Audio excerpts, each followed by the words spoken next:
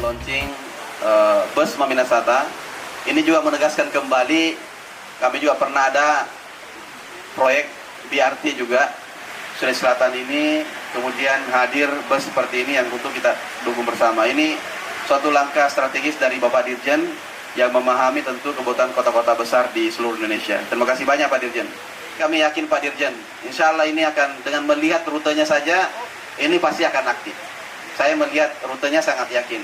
Ada di dalamnya Unhas, Malengkeri sudah ada di dalam, kemudian strategis bandara, kemudian tentu ini sangat strategis bagi kami semuanya. Menyaksikan take off atau launching angkutan massal perkotaan di tahun 2021 yang pertama kali kami laksanakan di wilayah timur dan jatuh kepada Provinsi Sulawesi Selatan atau di Kota Makassar. Dan dapat diingat juga oleh masyarakat bahwa layanan transportasi publik yang berbasis aplikasi ini dengan nama adalah Teman Bus akan hadir untuk menunjang mobilisasi masyarakat.